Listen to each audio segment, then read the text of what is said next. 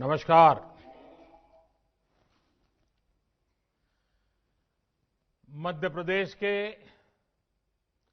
मेहनती किसान भाइयों बहनों को मेरा कोटि कोटि प्रणाम। आज के इस विशेष कार्यक्रम में मध्य प्रदेश के कोने कोने से किसान साथी एकत्र हुए हैं। रायसेन में एक साथ इतने किसान आए हैं। डिजिटल तरीके से भी हजारों किसान भाई बहन हमारे साथ जुड़े हैं। मैं सभी का स्वागत करता हूं। बीते समय में ओले गिरने, प्राकृतिक आपदा की वजह से एमपी के किसानों का नुकसान हुआ है। आज इस कार्यक्रम में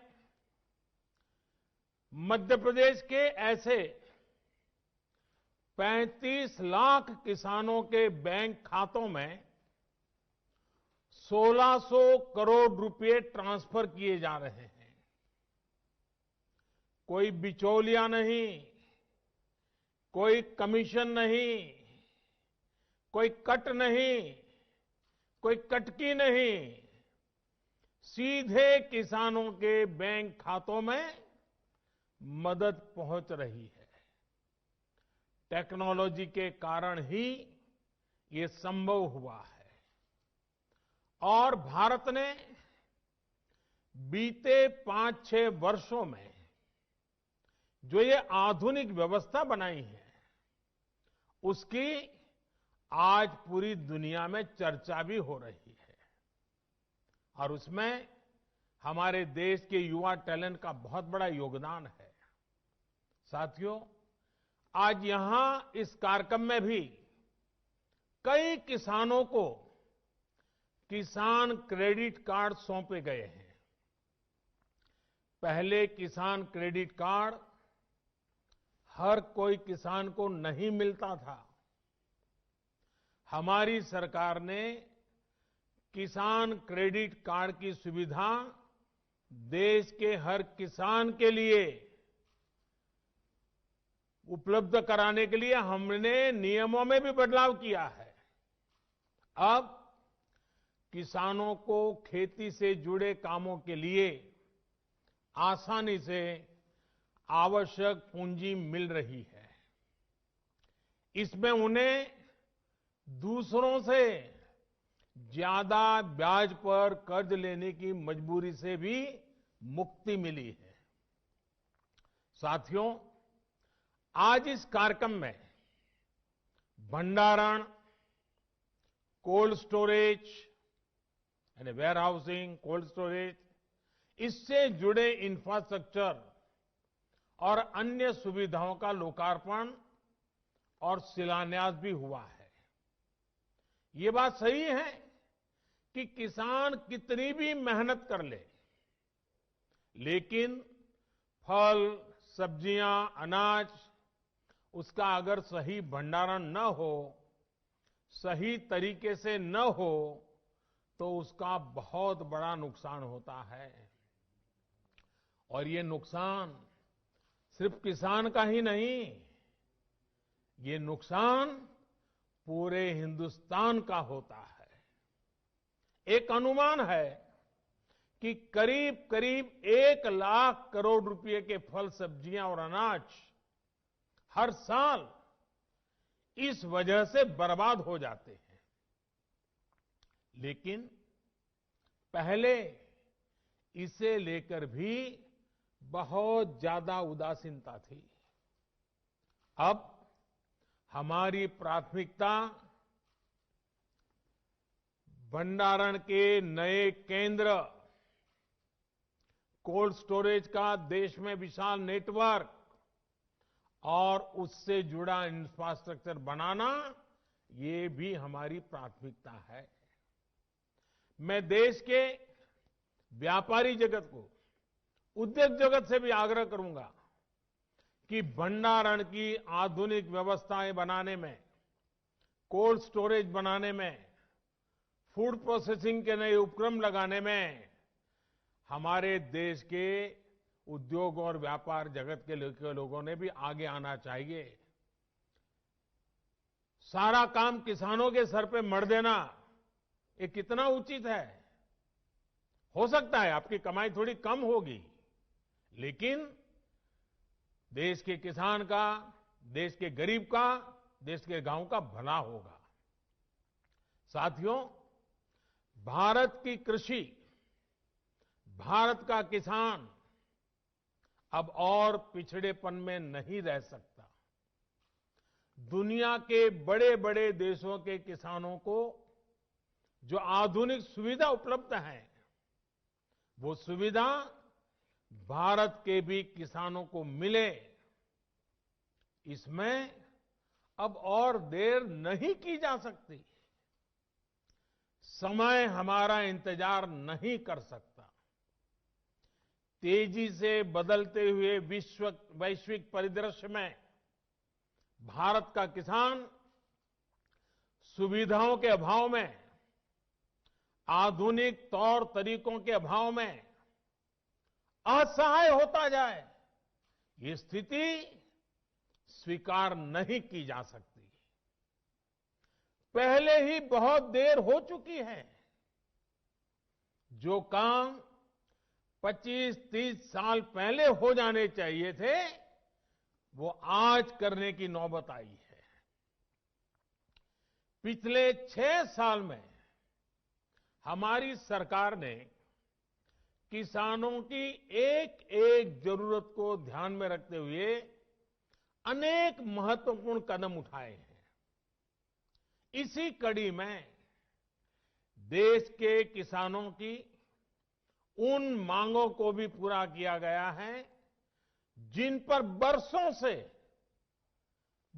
से सिर्फ और सिर्फ मंथन चल रहा था।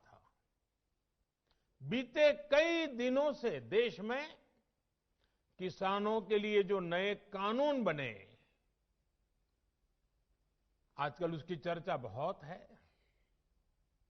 ये कृषि सुधार, ये कानून रातों रात नहीं आए हैं। पिछले 20-22 साल से इस देश की हर सरकार ने, राज्यों की सरकार ने इस पर व्यापक चर्चा की है।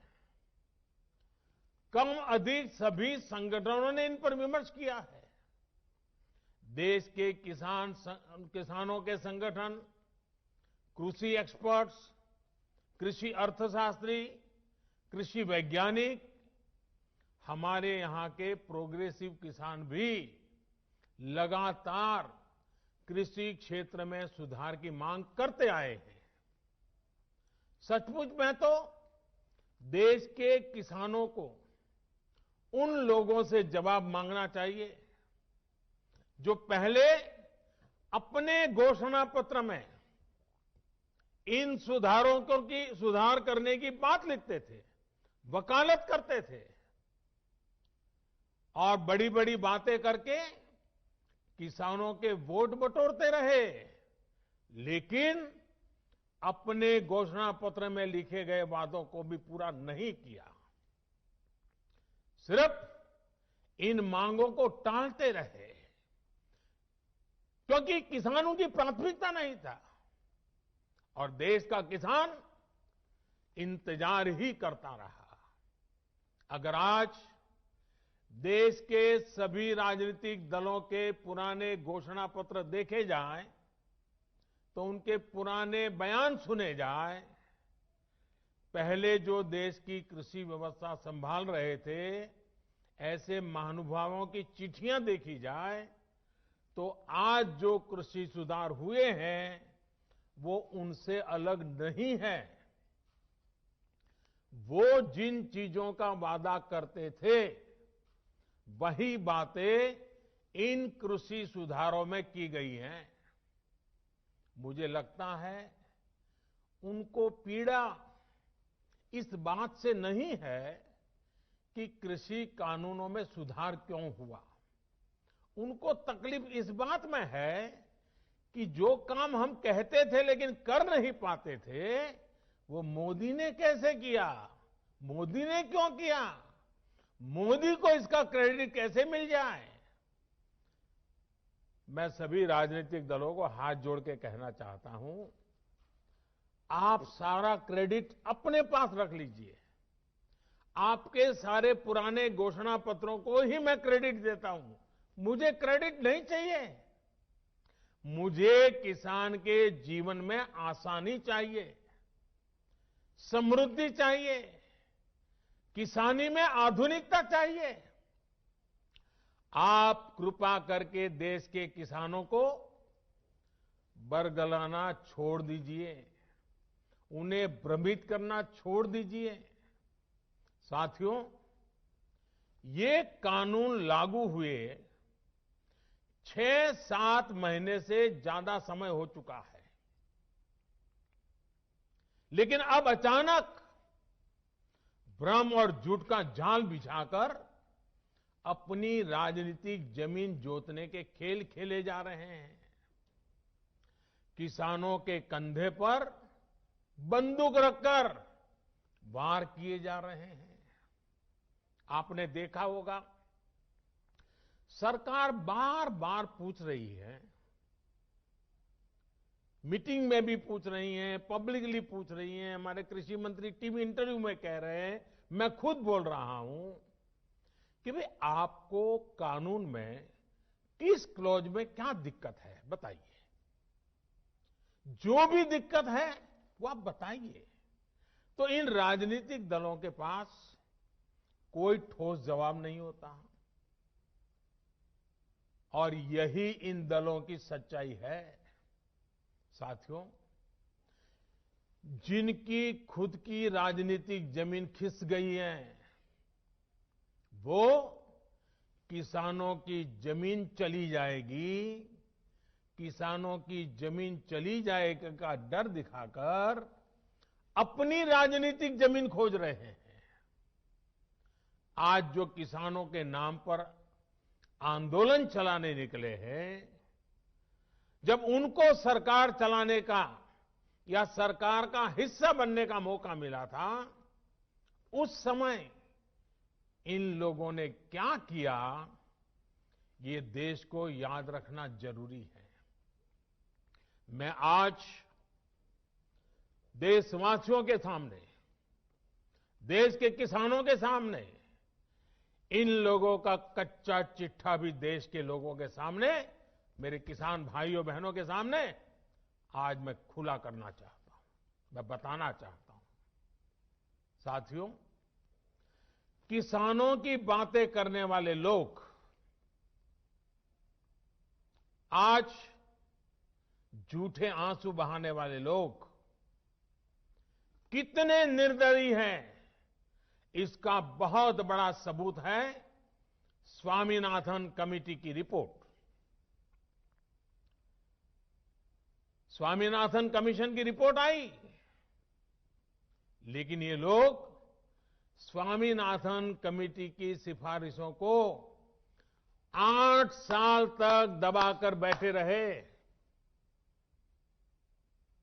किसान आंदोलन करते थे, प्रदर्शन करते थे, लेकिन इन लोगों के पेट का पानी नहीं लिहला।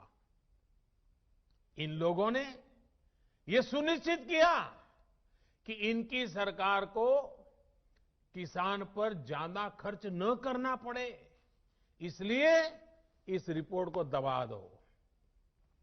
इनके लिए किसान देश की शान नहीं, इन्होंने अपनी राजनीति बढ़ाने के लिए किसान का समय समय पर इस्तेमाल किया है।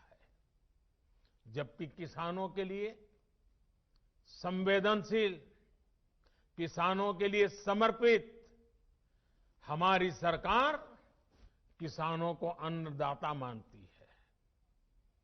हमने फाइलों के ढेर में फेंक दी गई स्वामीनाथन कमेटी की रिपोर्ट बाहर निकाला और इसकी सिफारिश से लागू की।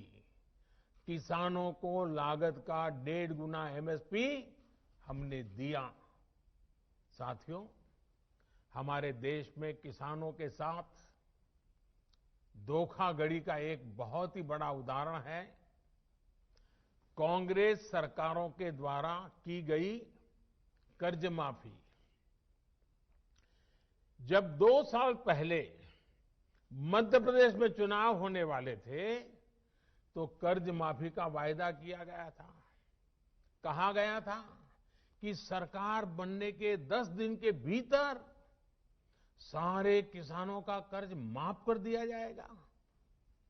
कितने किसानों का कर्ज माफ हुआ? सरकार बनने के बाद क्या क्या बहाने बताए गए, ये मध्य प्रदेश के किसान मुझसे भी ज्यादा अच्छी तरह जानते हैं। राजस्थान के लाखों किसान भी आज तक कर्ज माफी का इंतजार कर रहे हैं। किसानों को इतना बड़ा धोखा देने वालों को जब मैं किसान हित की बात करते देखता हूं तो मुझे बड़ा आश्चर्य होता है।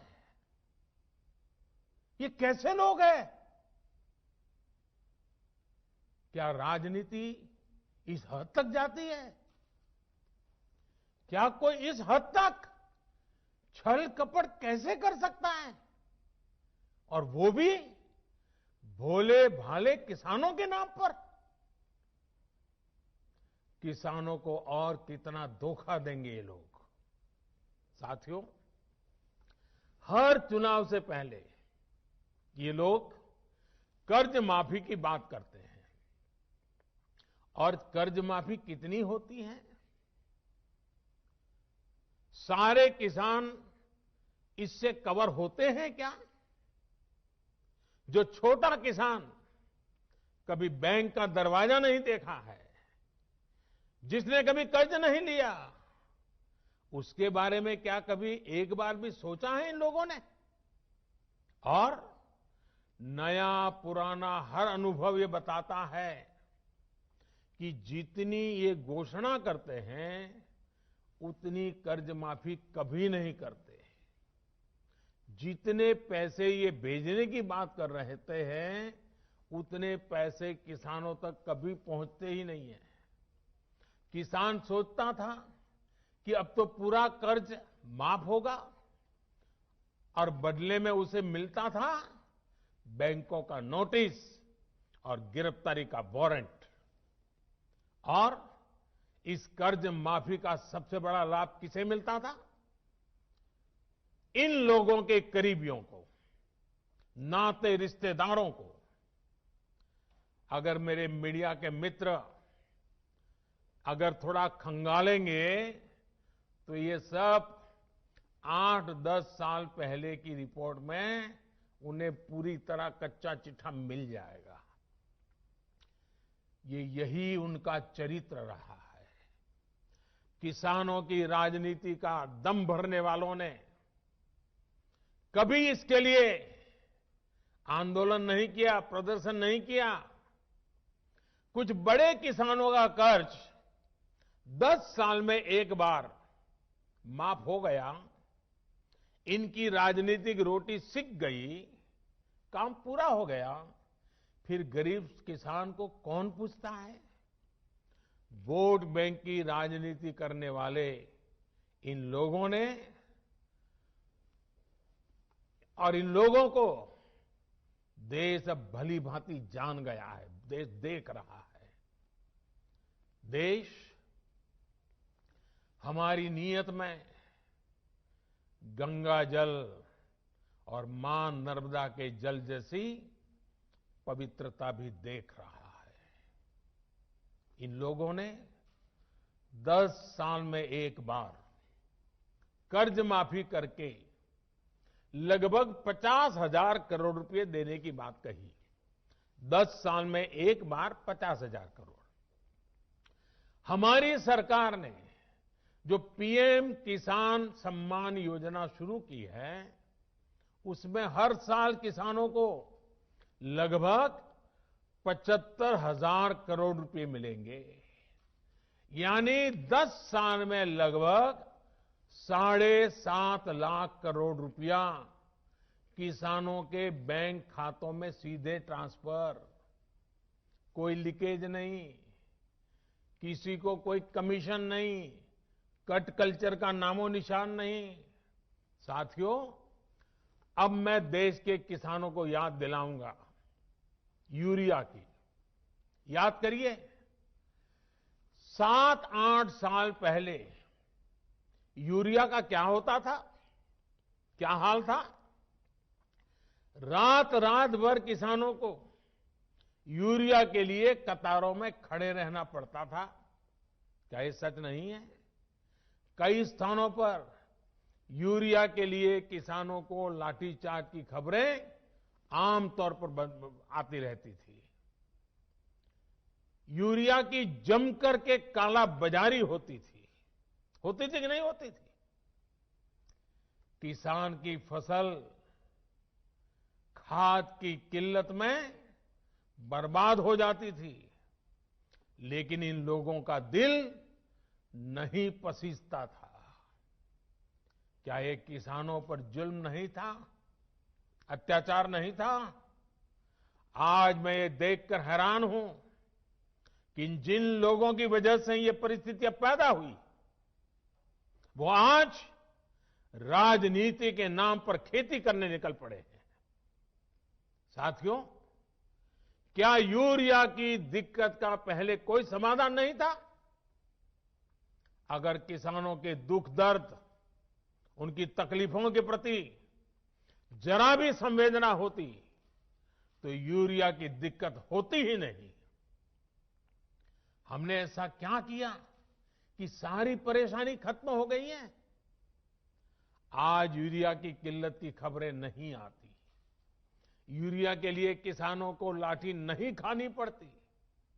हमने किसानों की इस तकलीफ को दूर करने के लिए पूरी ईमानदारी से काम किया। हमने कालाबाजारी रोकी, सख्त कदम उठाए, भ्रष्टाचार पर नकेल कसी। हमने सुनिश्चित किया कि यूरिया किसान के खेत में ही जाए। इन लोगों के समय में सब्सिडी तो किसान के नाम पर चढ़ाई जाती थी, लेकिन उनका लाभ कोई और लेता था। हमने भ्रष्टाचार की जुगलबंदी को भी बंद कर दिया। हमने यूरिया की 100% नीम कोटिंग की। देश के बड़े बड़े खाद कारखाने जो तकनीक पुरानी होने के नाम पर बंद कर दिए गए थे, उन्हें हम फिर से शुरू करवा रहे हैं। अगले कुछ साल में यूपी के गोरखपुर में, बिहार के बरौनी में, झारखंड के सिंदरी में, ओडिशा के तालचेर में, तेलंगाना के रामागुंडम में आधुनिक फर्टिलाइजर प्लांट्स शुरू हो जाएंगे। 50-60 हजार करोड़ रुपए सिर्फ इस काम के लिए खर्च किए जा रहे हैं। ये आधुनिक फर्टिलाइजर प्लांट्स रोजगार के लाखों नए अवसर पैदा करेंगे, भारत को यूरिया उत्पादन में आत्मनिर्भर बनाने में मदद करेंगे। दूसरे देशों से यूरिया मंगवाने पर भारत के जो हजारों करोड़ रुपए खर्च होते हैं, उन्हें कम करेंगे। साथियों, इन खाद कारखानों को शुरू करने से इन लोगों को पहले कभी किसी ने नहीं रोका था, किसी ने मना नहीं किया था, किसी ने नहीं कहा था कि नई टेक्नोलॉजी मत लगाओ। लेकिन ये नियत नहीं थी, नीति नहीं थी, किसानों के प्रति निष्ठा भी नहीं थी। किसान से झूठे वायदे करने वाले सत्ता में आते रहो, झूठे वादे करते रहो, मलाई खाते रहो, यही इन लोगों का काम रहा है। साथियों, अगर पुरानी सरकारों को चिंता होती तो देश में 100 के करीब बड़े सिंचाई प्रोजेक्ट दशकों तक नहीं लटकते। बांध बनना शुरू हुआ तो 2500 साल तक बन ही रहा है। बांध बन गया तो नहरें नहीं बनी, नहरें बन गई तो नहरों को आपस में जोड़ा नहीं गया, और इसमें भी समय और पैसे दोनों की जमकर के बर्बादी की गई। अब हमारी सरकार हजारों करोड़ रुपए खर्च करके इन सिंचाई परियोजनाओं को मिशन मोड में पूरा करने में जुटी है, ताकि किसान के हर खेत में पानी पहुंचाने की हमारी इच्छा पूरी हो जाए। साथियों, किसानों की इनपुट कॉस्ट कम हो, लागत कम हो, खेती पर होने वाली लागत कम हो, इसके लिए भी सरकार ने निरंतर प्रयास किए हैं। किसानों को सोलर पंप बहुत ही कम कीमत पर देने के लिए देश भर में बहुत बड़ा अभियान चलाया जा रहा है। हम अपने अन्नदाता को ऊर्जा दाता भी बनाने के लिए काम कर रहे हैं। इसके अलावा हमारी सरकार अनाज पैदा करने वाले किसानों के साथ ही मधुमक्खी पालन, पशुपालन और मछली पालन को भी उतना ही बढ़ावा दे रही है। पहले की सरकार के समय देश में शहद का उत्पादन करीब 76,000 मैट्रिक टन, 76,000 मैट्रिक टन होता था। अब देश में 1,20,000 मैट्रिक टन से भी ज्यादा शहद, हनी का उत्पादन हो रहा है। 1,76,000। देश का किसान जितना शहद, मधु पहले की सरकार के समय निर्यात करता था, आज उससे 2 गुना शहद निर्यात कर रहा है। साथियों, एक्सपर्ट कहते हैं कि एग्रीकल्चर में मछली पालन वो सेक्टर है जिसमें कम लागत में सबसे ज्यादा मुनाफा होता है। मछली पालन को बढ़ावा देने के लिए हमारी सरकार ब्लू रिवॉल्यूशन स्कीम चला रही है। कुछ समय पहले ही 20,000 करोड़ रुपए की प्रधानमंत्री मत्स्य संपदा योजना भी शुरू की गई है। इन्हीं प्रयासों का ही नतीजा है कि देश में मछली उत्पादन के पिछले सारे रिकॉर्ड टूट चुके हैं। अब देश अगले 3-4 साल में मछली निर्यात को 1 लाख करोड़ रुपए से ज्यादा करने के लक्ष्य पर काम कर रहा है। भाइयों और बहनों, हमारी सरकार ने जो कदम उठाए, हमारी राज्य सरकारों ने जो कदम उठाए, और आज देख रहे हैं मध्य प्रदेश में किस प्रकार से किसानों की भलाई के लिए काम हो रहे हैं, वो पूरी तरह किसानों को समर्पित है। अगर मैं वो सारे कदम गिनाने जाऊं तो शायद समय बहुत कम पड़ जाएगा, लेकिन मैंने कुछ उदाहरण इसलिए दिए ताकि आप हमारी सरकार की नीयत को परख सकें, हमारे ट्रैक रिकॉर्ड को देख सकें, हमारे नेक इरादों को समझ सकें, और इसी आधार पर मैं विश्वास से कहता हूं कि हमने हाल में जो कृषि सुधार किए हैं उसमें अविश्वास का कारण ही नहीं है, झूठ के लिए कोई जगह ही नहीं है।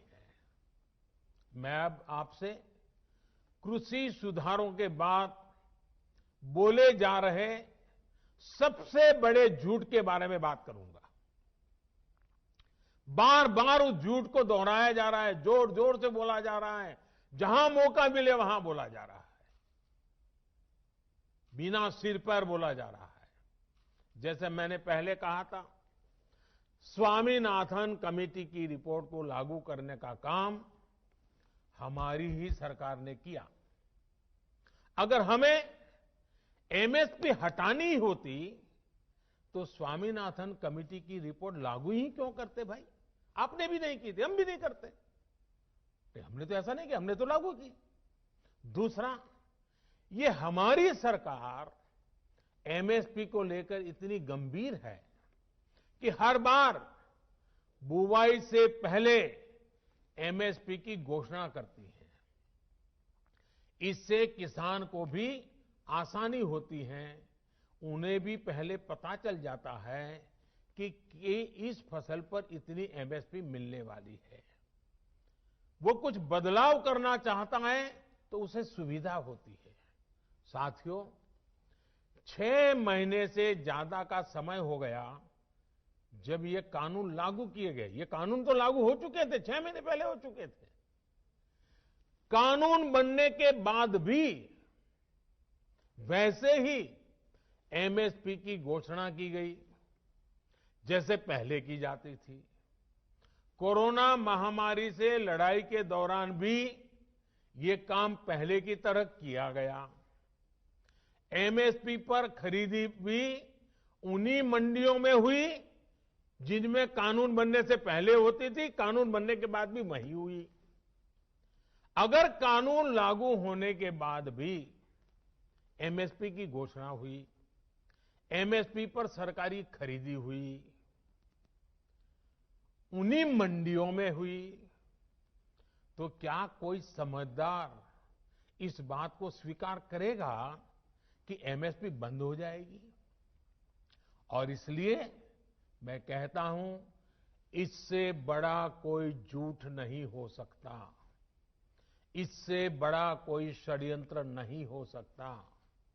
और इसलिए मैं देश के प्रत्येक किसान को ये विश्वास दिलाता हूं कि पहले जैसे एमएसपी दी जाती थी वैसे ही दी जाती रहेगी। एमएसपी न बंद होगी न समाप्त होगी।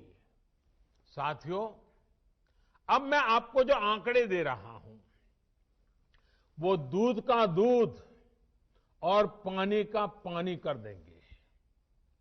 पिछली सरकार के समय गेहूं पर एमएसपी थी 1400 रुपये प्रति क्विंटल। हमारी सरकार प्रति क्विंटल गेहूं पर 1975 रुपये एमएसपी दे रही है।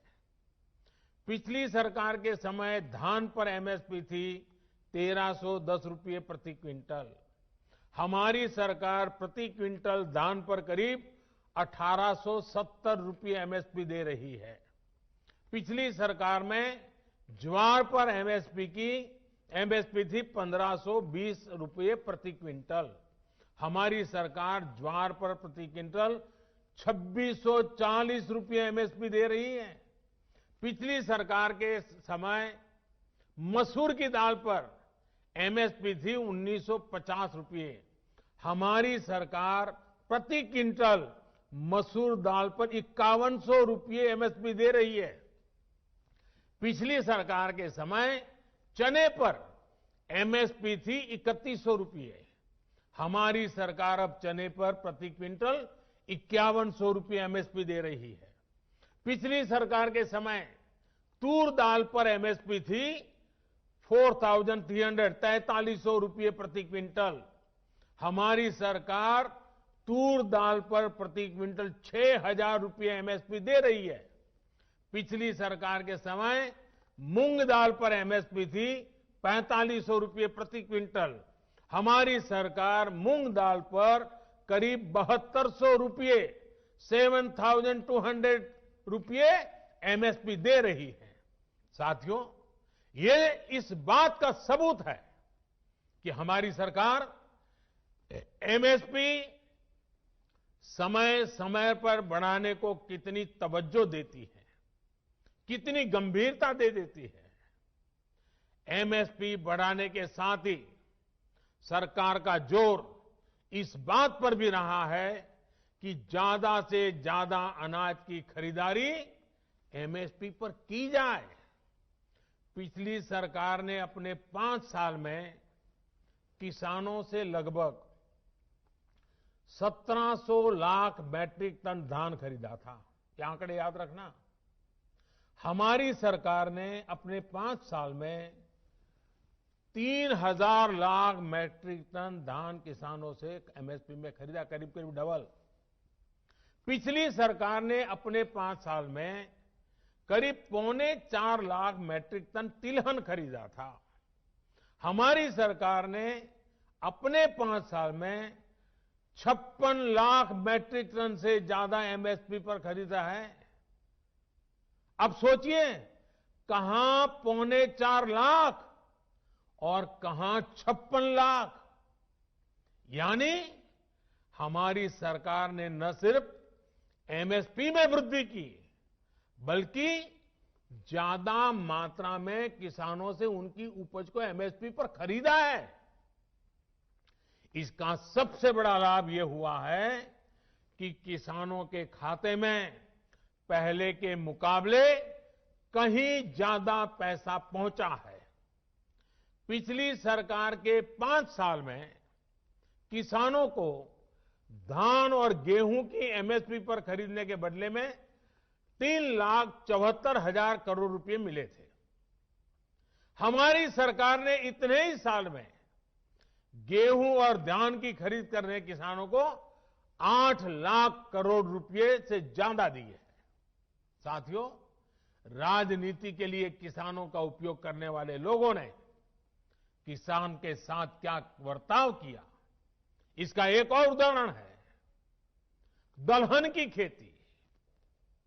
2014 के समय को याद कीजिए, किस प्रकार देश में दालों का संकट था।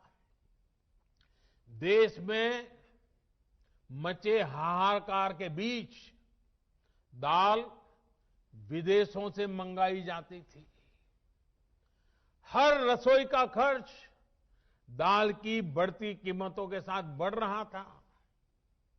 जिस देश में दुनिया में सबसे ज्यादा दाल की खपत है, उस देश में दाल पैदा करने वाले किसानों को तबाह करने में इन लोगों ने कोई कसर नहीं रखी थी। किसान परेशान था और वो मौज ले रहे थे। जो दूसरे देशों से दाल मंगवाने के काम में उनको मजा आता था। ये बात मैं मानता हूं कि कभी कभार प्राकृतिक आपदा आ जाए, अचानक कोई संकट आ जाए, तो विदेश से दाल मंगवाई जा सकती है। देश के नागरिकों को भूखा नहीं रखा सकता। लेकिन हमेशा ऐसा क्यों हो? साथियों, ये लोग दाल पर ज्यादा एमएसपी भी नहीं देते थे और उसकी खरीद भी नहीं करते थे।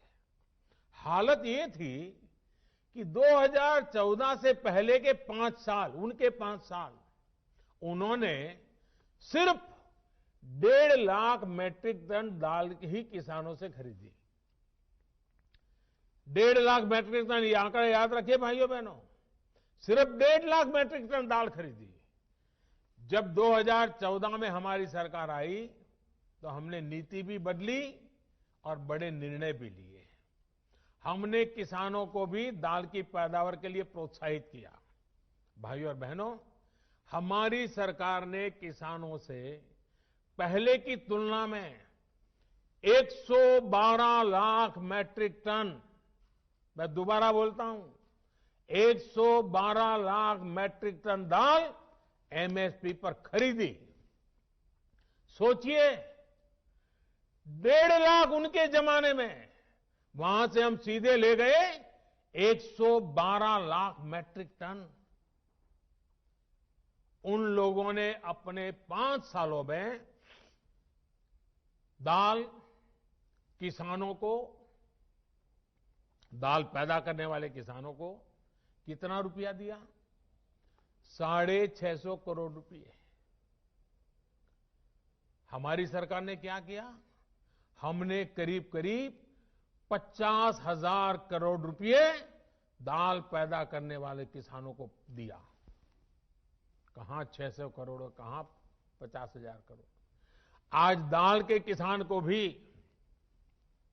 ज्यादा पैसा मिल रहा है, दाल की कीमतें भी कम हुई हैं, जिससे गरीब को सीधा फायदा हुआ है। जो लोग किसानों को न एमएसपी दे सके, न एमएसपी पर ढंग से खरीद सके, वो एमएसपी पर किसानों को गुमराह कर रहे हैं। साथियों, कृषि सुधारों से जुड़ा एक और झूठ फैलाया जा रहा है, एपीएमसी यानी हमारी मंडियों को लेकर के। हमने कानून में क्या किया है? हमने कानून में किसानों को आजादी दी है, नया विकल्प दिया है। अगर देश में किसी को साबुन बेचना हो तो सरकार ये तय नहीं करती कि सिर्फ इसी दुकान पर बेच सकते हो। अगर किसी को स्कूटर बेचना हो तो सरकार ये तय नहीं करती कि सिर्फ इसी डीलर को बेच सकते हो। लेकिन पिछले 70 साल से सरकार किसानों को ये जरूर बताती रही है कि आप सिर्फ इसी मंडी में अपना अनाज बेच सकते हो। मंडी के अलावा किसान चाहकर भी अपनी फसल कहीं और नहीं बेच सकता था। नए कानून में हमने सिर्फ इतना कहा है कि किसान अगर उसको फायदा नजर आता है तो पहले की तरह जाके मंडी में बेचे, और बाहर उसको फायदा होता है तो मंडी के बाहर जाने का उसको हक मिलना चाहिए, उसकी मर्जी को। क्या लोकतंत्र में मेरे किसान भाई को इतना हक नहीं हो सकता है? अब जहां किसान को लाभ मिलेगा वहां वो अपनी उपज बेचेगा। मंडी भी चालू है, मंडी में भी आकर के बेच सकता है। जो पहले था वो भी कर सकता है, किसान की मर्जी पर करेगा। बल्कि नए कानून के बाद तो किसान ने अपना लाभ देखकर अपनी उपज को बेचना शुरू भी कर दिया है। हाल ही में एक जगह पर धान पैदा करने वाले किसानों ने मिलकर एक चावल कंपनी के साथ समझौता किया है। इससे उनकी आमदनी 20% बढ़ी है। एक और जगह पर आलू के 1000 किसानों ने मिलकर एक कंपनी से समझौता किया है। इस कंपनी ने उन्हें लागत में 35% ज्यादा की गारंटी दी है। एक और जगह की खबर में पढ़ रहा था, जहां एक किसान ने खेत में लगी मिर्च और केला सीधे बाजार में बेचा तो उसे पहले से 2 गुनी कीमत मिली। आप मुझे बताइए, देश के प्रत्येक किसान को ये लाभ, ये हक मिलना चाहिए या नहीं मिलना चाहिए? किसानों को सिर्फ मंडियों से बांधकर बीते दशकों में जो पाप किया गया है, ये कृषि सुधार कानून उसका प्रायश्चित कर रहे हैं। और मैं फिर दोहराता हूं, नए कानून के बाद 6 महीने हो गए, कानून लागू हो गया, हिंदुस्तान के किसी कोने में कहीं पर भी एक भी मंडी बंद नहीं हुई है। फिर क्यों झूठ फैलाया जा रहा है? सच्चाई तो यह है कि हमारी सरकार एपीएमसी को आधुनिक बनाने पर, उनके कंप्यूटरीकरण पर 500 करोड़ रुपए से ज्यादा खर्च कर रही है। फिर ये एपीएमसी बंद किए जाने की बात कहां से आई? बिना सैर पैर बस झूठ फैलाओ, बार बार बोलो। साथियों, नए कृषि सुधारों को लेकर तीसरा बहुत बड़ा झूठ चल रहा है, फार्मिंग एग्रीमेंट को लेकर। देश में फार्मिंग एग्रीमेंट का कोई नई चीज नहीं है। क्या कोई नया कानून बनाकर हम अचानक फार्मिंग एग्रीमेंट को लागू कर रहे हैं? जी नहीं। हमारे देश में बरसों से फार्मिंग एग्रीमेंट की व्यवस्था चल रही है। एक दो नहीं, बल्कि अनेक राज्यों में पहले से फार्मिंग एग्रीमेंट होते रहे हैं। अभी किसी ने मुझे एक अखबार की रिपोर्ट भेजी, 8 मार्च 2019 की। उसमें पंजाब की कांग्रेस सरकार किसानों और एक मल्टीनेशनल कंपनी के बीच 800 करोड़ रुपए के फार्मिंग एग्रीमेंट का जश्न मना रही है, इसका स्वागत कर रही है। पंजाब के मेरे किसान भाई बहनों की खेती में ज्यादा से ज्यादा निवेश हो, ये हमारी सरकार के लिए भी खुशी की बात है। साथियों, देश में फार्मिंग एग्रीमेंट से जुड़े पहले जो भी तौर तरीके चल रहे थे, उसमें किसानों का बहुत जोखिम था, बहुत रिस्क था। नए कानून में हमारी सरकार ने फार्मिंग एग्रीमेंट के दौरान किसान को सुरक्षा देने के लिए कानूनी प्रावधान किए हैं। हमने तय किया है कि फार्मिंग एग्रीमेंट में सबसे बड़ा हित अगर देखा जाएगा तो वो उस किसान का देखा जाएगा। हमने कानूनन तय किया है कि किसान से एग्रीमेंट करने वाला अपनी जिम्मेदारी से भाग नहीं पाएगा। जो किसान को उसने वादा किया होगा, वो स्पॉन्सर करने वाले को, वो भागीदार को उसे पूरा करना ही होगा। अगर नए किसान कानून लागू होने के बाद कितने ही उदाहरण सामने आ रहे हैं जहां किसानों ने अपने इलाके में एसडीएम से शिकायत की और शिकायत के कुछ ही दिन के भीतर किसानों को अपना बकाया मिल गया।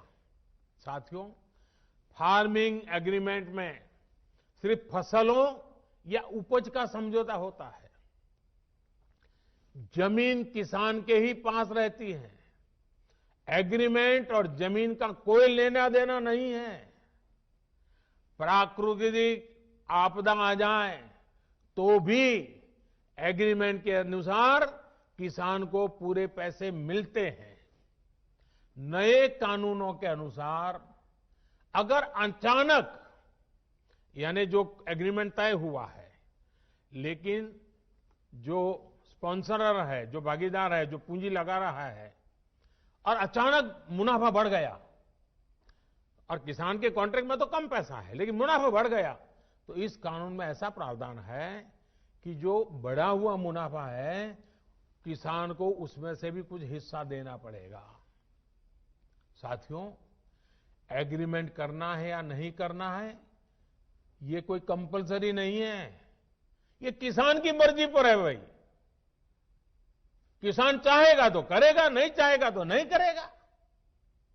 लेकिन कोई किसान के साथ बेईमानी न कर दे, किसान के भोलेपन का फायदा उठा न ले, इसके लिए कानून की व्यवस्था की गई है। नए कानून में जो सख्ती दिखाई गई है, वो स्पॉन्सर करने वाले के लिए है, किसान के लिए नहीं है। स्पॉन्सर करने वाले को एग्रीमेंट खत्म करने का अधिकार नहीं है। अगर वो एग्रीमेंट खत्म करेगा तो उसे भारी जुर्माना किसान को देना होगा। लेकिन अब वही एग्रीमेंट किसान समाप्त करना चाहे तो किसी भी समय बिना जुर्माने के वो किसान अपना फैसला ले सकता है। राज्य सरकारों को मेरा सुझाव है कि आसान भाषा में, आसान तरीके से समझ में आने वाली फार्मिंग एग्रीमेंट, उसका एक खाका बना करके किसानों को देके रखना चाहिए, ताकि कोई किसान से चीटिंग न कर सके। साथियों, मुझे खुशी है कि देश भर में किसानों ने नए कृषि सुधारों को न सिर्फ गले लगाया है, बल्कि भ्रम फैलाने वालों को भी सिरे से नकार रहे हैं। जिन किसानों में अभी थोड़ी सी भी आशंका बची है, उनसे मैं फिर से कहूंगा कि आप एक बार फिर सोचिए। जो हुआ ही नहीं है, जो होने वाला ही नहीं है, उसका भ्रम और डर फैलाने वाली जमात से आप सतर्क रहिए। ऐसे लोगों को मेरे किसान भाइयों बहनों पहचानिए। इन लोगों ने हमेशा किसानों से धोखा दिया है, उनको धोखा दिया है, उनका इस्तेमाल किया है और आज भी यही कर रहे हैं। मेरी इस बातों को, इसके बाद भी, सरकार के इन प्रयासों के बाद भी अगर किसी को कोई आशंका है तो हम सर झुकाकर किसान भाइयों के सामने हाथ जोड़कर बहुत ही विनम्रता के साथ देश के किसान के हित में उनकी चिंता का निराकरण करने के लिए हर मुद्दे पर बात करने के लिए तैयार हैं। देश का किसान, देश के किसानों का हित हमारे लिए सर्वोच्च प्राथमिकताओं में से एक है। साथियों, आज मैंने कई बातों पर विस्तार से बात की है। कई विषयों पर सच्चाई देश के सामने रखी है। अभी 25 दिसंबर को श्रद्धेय अटल जी की जन्म जयंती पर एक बार फिर मैं इस विषय पर देश भर के किसानों के साथ विस्तार से बात करने वाला हूं। उस दिन पीएम किसान सम्मान निधि की एक और किस्त करोड़ों किसानों के बैंक खातों में एक साथ ट्रांसफर की जाएगी। भारत का किसान बदलते समय के साथ चलने के लिए, आत्मनिर्भर भारत बनाने के लिए मेरे देश का किसान चल पड़ा है। नए संकल्पों के साथ नए रास्तों पर हम चलेंगे भी और यह देश सफल होगा, ये देश का किसान भी सफल होगा। इसी विश्वास के साथ मैं फिर एक बार मध्य प्रदेश सरकार का अभिनंदन करते हुए आज मध्य प्रदेश के लाखों लाखों किसानों के साथ मुझे अपनी बातें बताने का मौका मिला, इसके लिए सबका आभार व्यक्त करते हुए मैं फिर एक बार आप सबको बहुत बहुत शुभकामनाएं देता हूं। बहुत बहुत धन्यवाद।